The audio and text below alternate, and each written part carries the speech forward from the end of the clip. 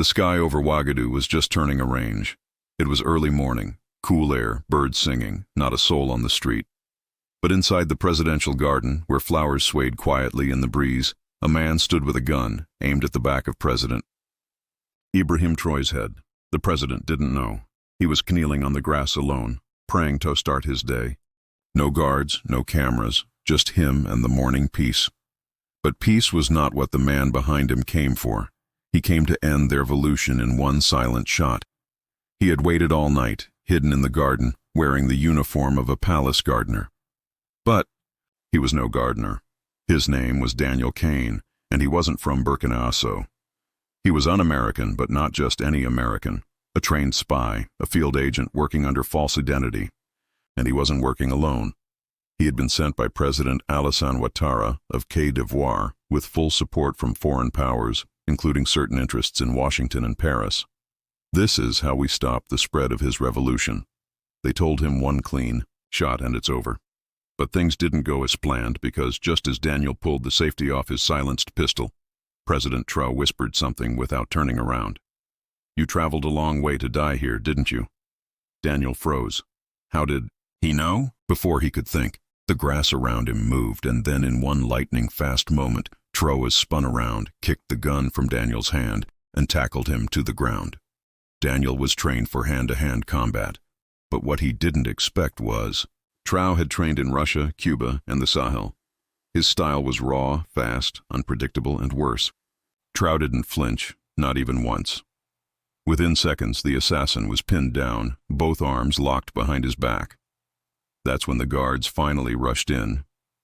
Traoré looked at them calmly and said, "No one shoots. He's not just a hitman. He's a message, and I want to hear it straight from his mouth." Daniel was dragged into a private bunker below the palace. The room was dark, made of stone, with a single chair in the middle. They sat him down, handcuffed and sweating. Traoré entered the room alone. No bodyguards, no guns, just him holding a small cup of tea. He placed it on the table. "Let's talk," he said. "Where are you from?" Daniel looked up, eyes cold. "You already know." "Say it anyway," Traoré replied. "Say it on record." Daniel hesitated, then smiled.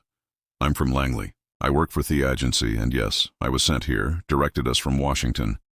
But the plan came from Abidjan. Ouattara signed off on it himself." The room fell silent. Traoré it back. "Why would Côte d'Ivoire want Mon?" Daniel smirked. "You're turning the region upside down, throwing out the French, welcoming the Russians. You become too powerful and worse, too popular. You were never supposed to last this long." Then came the twist. Daniel leaned in and said, "You think I'm the only one?" "Look around you, Tay. You're surrounded by smiles, but half of them were bought. Someone inside your palace gave me the gate code, and guess what? They're meeting tonight to plan the second attempt." Traoré stood up slowly. His voice was calm, but his eyes burned. "Then I guess I'll have to attend that meeting myself." Daniel laughed. "They'll know it's a trap." Traoré smiled. "So will I." That night the palace looked peaceful. The guards stood at their posts. Lights were on, doors closed, curtains drawn. Everything seemed normal. But inside their war had already begun, because President Traoré was no longer in his room. He had changed into a soldier's uniform, put on a cap, and covered his face with a scarf. Only 3 people in the palace knew where he was. He wasn't running. He was going undercover. Earlier that evening, after the captured spy, Daniel revealed the truth that someone from inside the palace had given him the gate code. Traoré made a quiet decision. "Let them think I'm asleep. Let them think I'm afraid. I'll walk into their meeting and look my enemy in the eye." At exactly 11:37 p.m., inside a small storage room beneath the kitchen, 7 men gathered. Some were soldiers. One was a government aide and one wore a white coat, a palace doctor. They spoke in low voices. One of them took out a tablet and read a short message. "Plan Ivory Flame. Phase 2. The backup team is ready." The youngest stone, a soldier named Lieutenant Beau, asked nervously, "What if Traoré finds out?" The man in the white coat replied, "He won't. He's probably dead by now." The Americans said the poison would take time. Everyone nodded. They didn't know. Traoré was already standing behind the wall listening. He had hidden a small microphone earlier in the room, but Noy wanted faces. He pushed the doctor open slowly, walked in, and stood at the back. Quiet. They didn't recognize him in the soldier's uniform. Not until he spoke. "You talk like men," Traoré said, "but plot like rats." They all froze. One of them reached for his gun, but Traoré already had his out. "Move and I'll end this meeting myself." The doctor stuttered. How? How did you?" "You poisoned my tea," Traoré said, "but he never drank it. You sent a man from America, but he talked. And now you plant a light ivory flame. Then let me be the first to pour water on it." Suddenly a loud knock echoed down the hallway. The door swung open. Red Lions, Traoré's elite secret force, flooded in. No one escaped. The traitors were dragged out one by one, shocked, silent, broken. Boutas, the last man, was taken away. The doctor whispered something. "You don't understand. What a raisin done. You stopped the spy, but you missed the snake." Traoré leaned closer. "Who?" The doctor smiled weakly. "There's another own higher than me, close to you, and he's already moving." Traoré stepped back, face calm, but heart racing. "Then West stop him before H strikes. Because whoever this snake was, he wasn't just a traitor. He was someone Traoré trusted, someone who might be standing next to him even now." The next morning, the sky over Ouagadougou was gray. It wasn't raining, but it felt like a storm was coming. President Ibrahim Traoré sat at his desk, in silence. In front of him were 7 photos, each one a man arrested the night before. Soldiers, staff, even a palace doctor, all traitors. But there was still one missing. "The real leader," Traoré said to his intelligence chief, "is still free. Someone close to me, someone I trust." The intelligence chief nodded. "A snake in your shadow." Just then, a message arrived. It came from the U.S. Embassy through official diplomatic channels. It said, "Washington regrets the misunderstanding. The agent acted without authorization. We request a private meeting to avoid further conflict." Traoré stared at the screen. "They want to clean it quietly," he said. No apology, just silence. But something about the message felt off. The font was different. The wording too cold. He turned to his top cyber officer. "Is it real?" The officer looked nervous. "The channel is real, but the location the message was sent from is not America."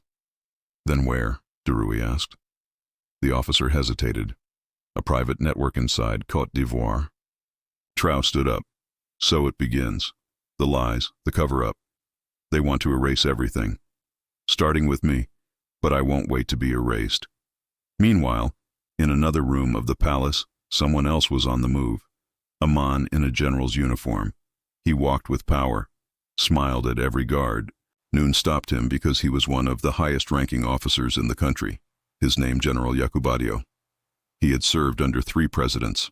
He trained half the soldiers in the capital, and Traoré once called him a pillar of our defense. But what Nonek knew was that General Dio was working with Ouattara. At exactly 10:15 a.m., Dio entered a locked room near the communications center. He took out Asmal satellite device hidden inside a medical box. Then he sent a short-coded message to Abidjan. All targets exposed. Only Traoré left, awaiting green light. Had pressed send, but something was wrong. The device made a strange beep. A red light blinked, and then a voice came through the speaker. "You're sending too late, General." He already knows. Dio's face went pale. He turned around and there was President Traoré standing at the door. "We found your signal days ago," Traoré said. "We watched your messages. We listened to your fake calls. Even the Americans underestimated how deep you'd go." Dio didn't speak. He reached for his sidearm, but before he could touch it, aired lion guards smashed through the window and pinned him to the wall. Traoré stepped forward, calm as ever. "You trained thousands of soldiers, but forgot loyalty can't be taught. How much did they pay you to betray this land?" General Dio gave one final smirk. "It wasn't money. It was fear. They told me if I didn't help, Burkina Faso would burn." Traoré looked him dead in the eyes, then let them come with fire. "We'll answer with thunder." As Dio was dragged away, Traoré turned to his officers. "Prepare the airbase. We're going to the border. It's time we visit Côte d'Ivoire." The sun was high over the Sahel when President Ibrahim Traoré stepped into a small black SUV headed south. No flags, no official convoy, just 4 trusted red lions in plain clothes and a mission. Their destination, the Burkina Faso d'Ivoire border, but not for war, for a warning. Traoré had received confirmation. The orders to eliminate him came directly from inside Côte d'Ivoire's military command, with quiet backing from foreign hands, so he decided to do something Nouni expected. He went to them. 3 hours later, the SUV pulled into an abandoned customs station near the border. There, waiting with 2 armored vehicles, was General Kouassi, a high-ranking officer under President Alassane Ouattara. He didn't smile when he saw Traoré step out of the car. "This is not your land, President," General Kouassi said coldly. "You come here without notice that could be considered a threat, Traoré." He threw a brown folder unlettable between them. Inside satellite images of an Ivorian training camp, intercepted. Audio from spy Daniel Ka. Flight records of mercenaries flown in from Seagull. General Kouassi flipped through the documents, then laughed. "You have no idea what's really happening, do you?" Traoré narrowed his eyes. "Then explain it to me." The general leaned closer. "Ouattara isn't the only one involved. This isn't just about you. It's about the new map being drawn in West Africa. Your revolution removing the French, rejecting ECO-AZ, calling out the West.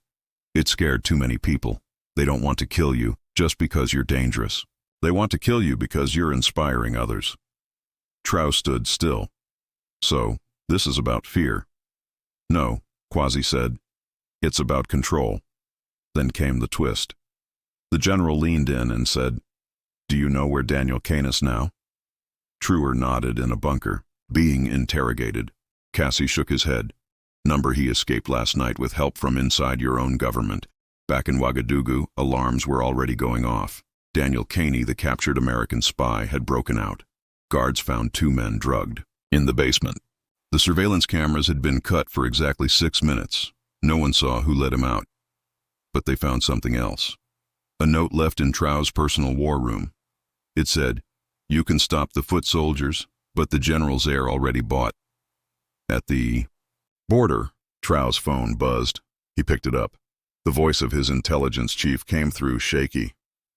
"Sir, Kane is gone and someone from inside helped him escape." Traoré didn't flinch. He just looked at General Kouassi and said, "Then I'll stop playing chess. From now on, we fight face to face." He turned around and walked back to the SUV. But before stepping in, he said one more thing.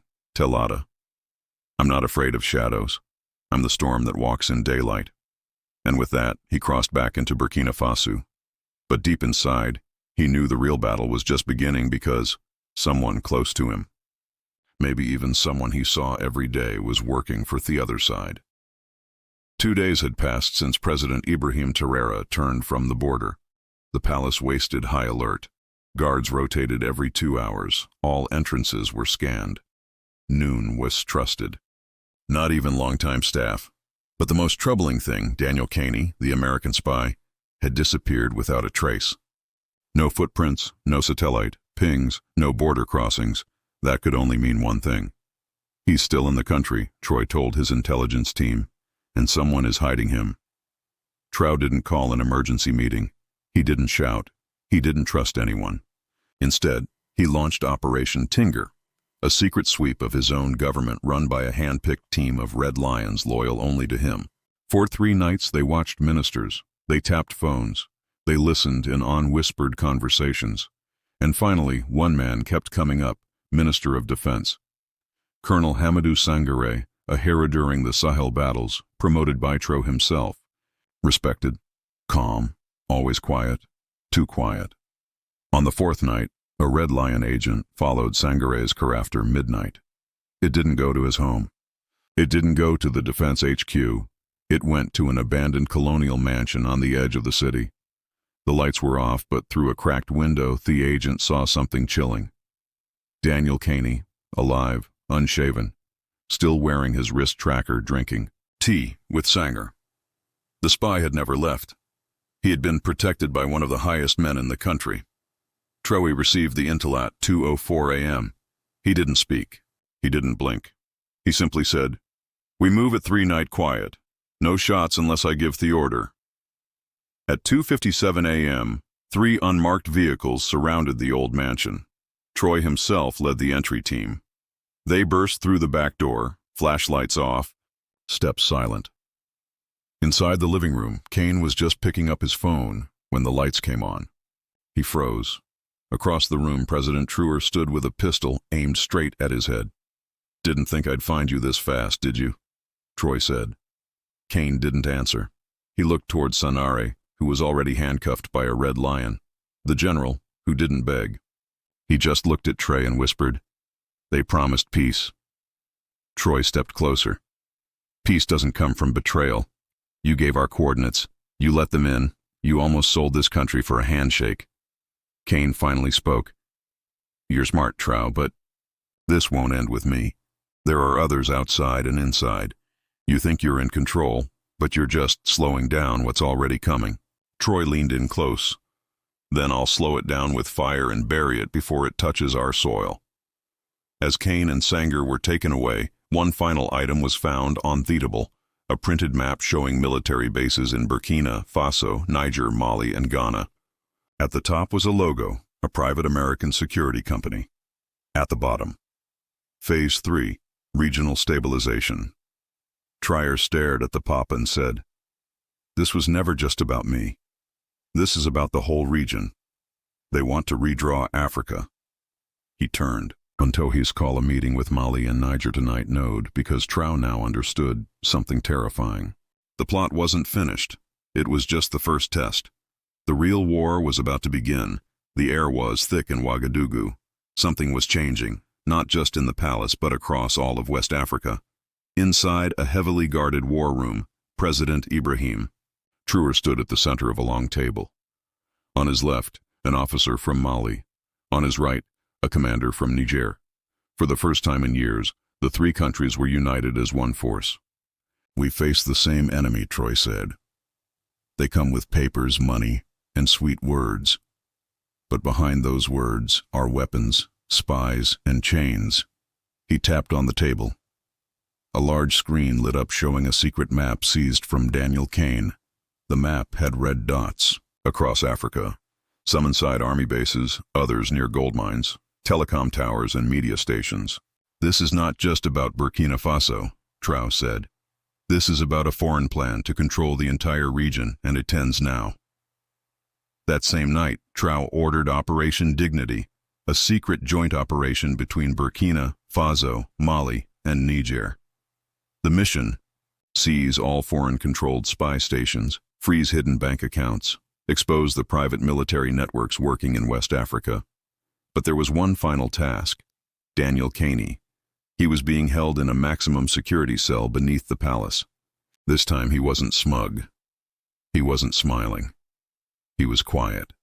As Traoré entered the room, Kane stood up. "Back again?" he asked. "For the last time," Traoré replied.